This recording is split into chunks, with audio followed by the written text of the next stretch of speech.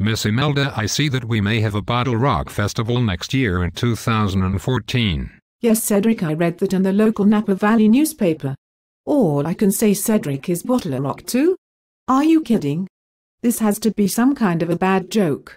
I mean, the ticket sales came up short. BottleRock 2013 owes $2.5 million to busing companies, caterers, the city of Napa, the state of California, private security companies, their stagehands. It seems that the only ones who got paid were the musicians. It's appalling.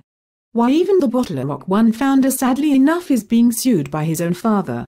It's getting clearer every day, isn't it, Cedric? Why, Miss Imelda, what do you mean? That the BottleRock event is just the first of many events to turn Napa into a tourist trap and money machine, and there is nothing that can stop their city officials from doing so. The old-time Napa citizens are realizing more each day that the $400 million flood project that started in 1998 and that is still in progress today was at least in part a beautification program unknown to the citizens, at least in its scope to draw tourists to stay at the hotels so that the city could collect the hotel room tax, sales tax, parking tickets, and the ever-popular red light camera tickets. This BottleRock music convention, I am sorry, I cannot call it a festival, brought in over 120,000 people over 4 days and lost at this point about $2.5 million.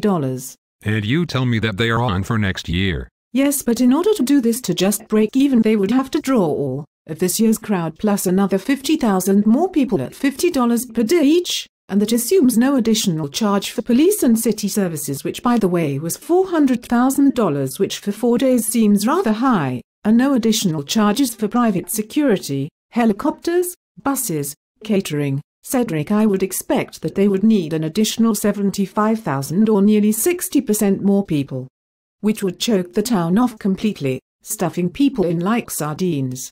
One couple from Up Valley drove into town one of the days of BottleRock and was shocked. They said it looked like, with the crowds, police, highway patrol and helicopters, that someone was filming a movie about the invasion of the city of Napa. But let's look at this year's crowd of 120,000. There is a good chance they won't show because they may not want to be associated with a loser, as it was in 2013.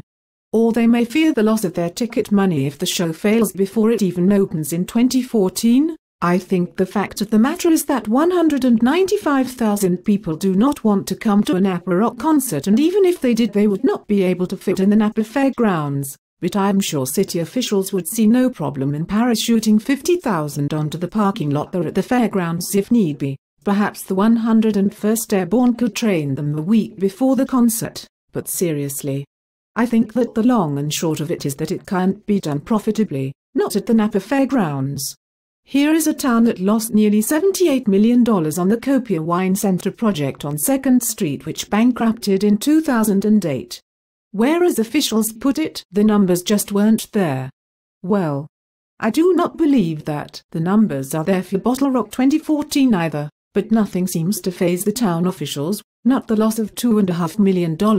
Businesses nearby losing probably $1 million in sales. That is not even counted in the $2.5 million loss. One large home improvement company lost $100,000 on each and every day of BottleRock. And don't forget the 1,000 nearby homes that were nearly blasted back into the 8th century with the ungodly volume of the music. Or even the loss of Mother's Day does not seem to bother them. They want more, and want to expand it to even more events. I do feel sorry for the citizens of Napa, California. If the city's vision for the future of and an unending stream of tourists prevails, the little town of Napa and its charm will be lost forever.